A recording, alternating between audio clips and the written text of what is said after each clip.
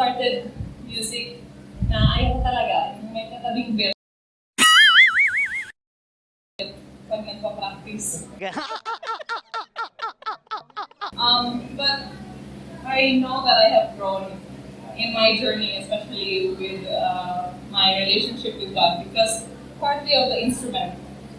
When I graduated grade 6, nag-audition ako sa PHSA, Philippine High School for the Arts. Medyo okay naman. I was in a high level, but hindi ako nakapasok. Sabi ko, God, why? I think it's a good, if I got through there, walang bayad sila mama at papa sa high school, tapos nagaling ako. Di ba yun naman gusto niya maging musician ako? Pero ayaw ni God. So, just left it to Him. And looking back, I know He wanted me to go to an Adventist high school to form my values in the place that He knew that I would grow in His way. After high school, sabi ko, ayaw ko na mag-music. Madami namang nakita ko na, okay na ata yung na level that I reached. Sabi ko, magdodoktor na lang ako. Sabi ng parents ko, huwag ka magdoktor, mahirap.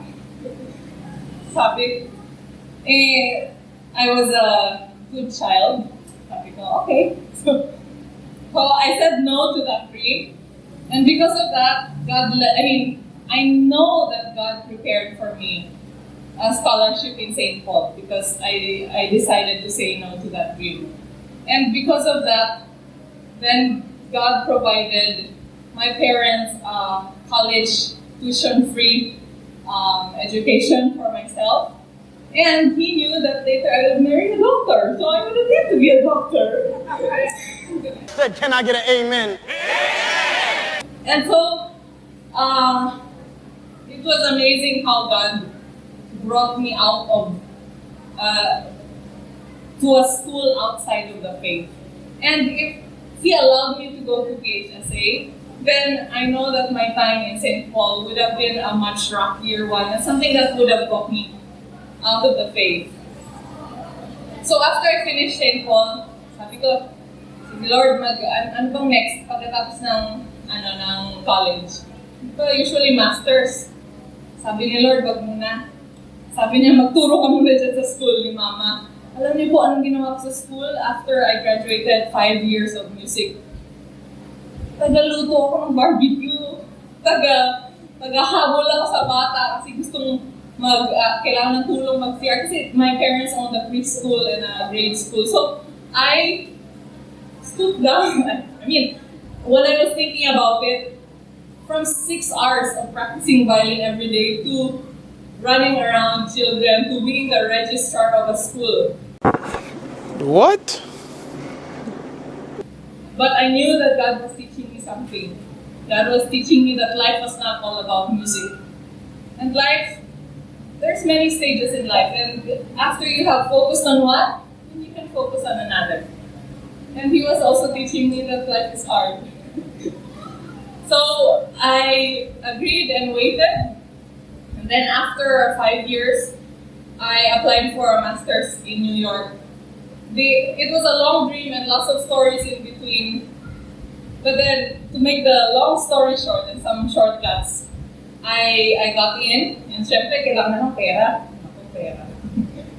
So I wrote to lots of people that I knew supported me, that told me that they knew I had a future and blah blah blah. Dami kong taong sinulatan, asking them for money to help or for money to kind of like parang show money lang para sa visa.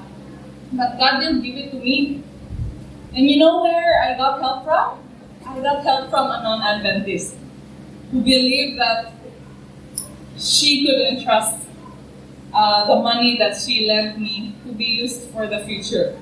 And she said, when she said that she would lend me the money, sabi niya, Amber, I'm not doing this for you. I'm doing this for the future of the music in the Philippines. God is good, and all the time.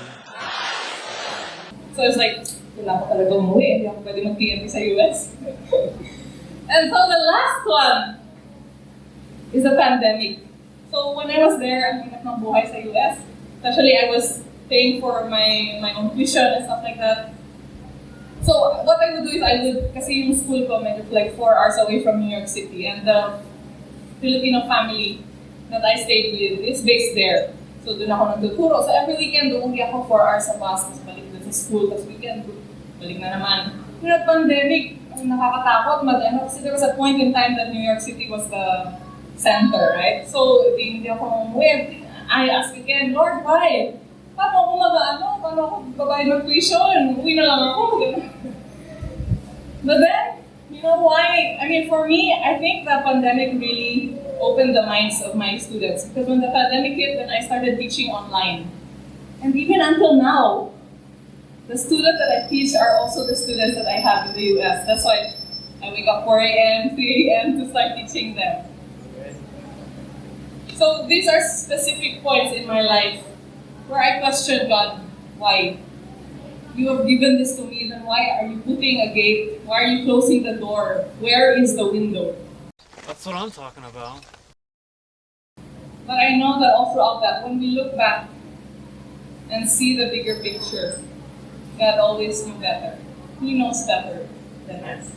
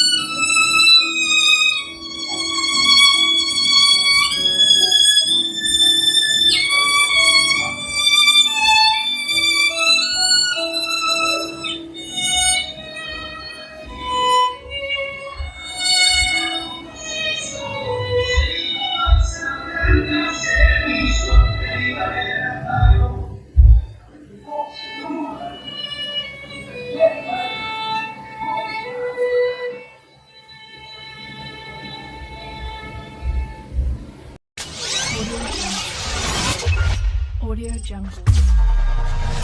Audio Jungle.